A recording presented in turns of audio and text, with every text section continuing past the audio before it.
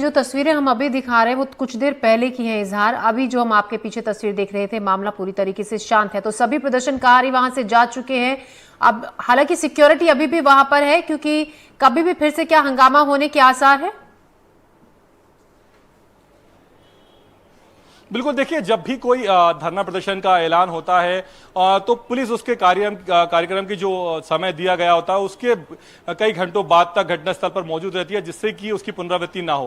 क्योंकि कई बार ऐसा होता है कि जो प्रदर्शनकारी है वो जाने के बाद दोबारा लौट आते हैं, तो इसलिए अभी आप देख सकते हैं कि बड़ी संख्या में जो पुलिस के जवान हैं, पुलिस बल है, वो यहाँ पर मौजूद है और अगले कुछ घंटों तक यहाँ पर इसी तरह से ये पुलिस बल मौजूद रहेगा। इसी तरह से जो है कि जो जवान है यहाँ पर मौजूद रहेंगे। हमारे यहाँ साथ यहाँ पर कुछ एक घायल व्यक्ति भी हैं जिनको घसीट कर लेके गया था। मैं कोशिश करता हूँ उनसे बात करने की, क्योंकि हमने देखा कि जब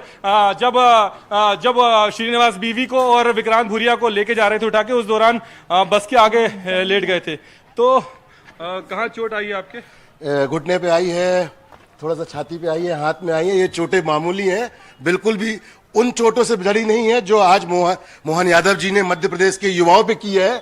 मध्य प्रदेश के युवाओं को जो छला है, सट्टे को लीगल करने का काम किया है। किसानों के गेहूं के दाम वो जो उन्होंने वादा किया था वो अभी तक नहीं निभा रहे हैं। देखा कि जब बस चल रही थी तो आप आगे लेट गए अपनी जान। हम अपने युवा राष्ट्रीय अध्यक्ष को ऐसे जबरदस्ती पुलिस को गिरफ्तार करके नहीं ले जाने देना चाह रहे थे। हम पुलिस को ये जता रहे थे, हम सरकार को ये जता रहे थे कि आप एक तो गलत काम करते हो, हम आपको आईना दिखाने का काम करते हो, आप हमें गिरफ्तार करते हो। जब तक यूथ कांग्रेस का एक एक कार्यकर्ता जिंदा है, इस सरकार के खिलाफ आंदोलन करता रहेगा, उनको आईना दिखाता रहेगा। तो बिल्कुल आप देख सकते हैं कि ये एक यूथ कांग्रेस के नेता थे जो बस के सामने लेट गए थे जब श्रीनिवास बीवी और विक्रांत भूरिया को पुलिस लेकर जा रही थी, जिसके बाद पुलिस ने इन्हें घसीटकर सामने से हटाया था। जी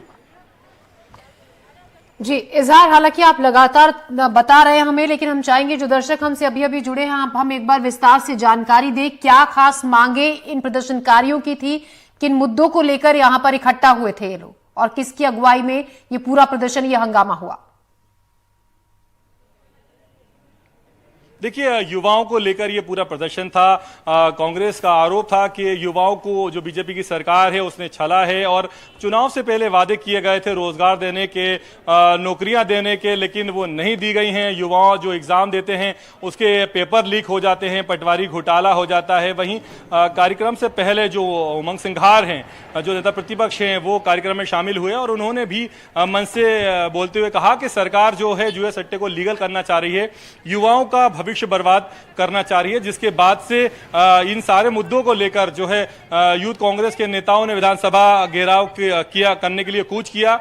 और जब कार्यक्रम आयोजित किया गया उस दौरान जीतू पटवारी उसमें मौजूद थे। मंच से उन्होंने कहा कि सबसे आगे जो है वो हम लोग रहेंगे, जितने मंच पे बैठे हैं बड़े नेता वो रहेंगे, क्योंकि इस तरह से देखने में आता है कि बड़े नेता पीछे रह जाते हैं और छोटे नेता कार्यकर्ता आगे पुलिस का सामना करते हैं, वाटर कैनन खाते हैं, लाठीचार्ज का सामना करते हैं। तो कहीं ना कहीं वो जीतू पटवारी ने करके भी दिखाया।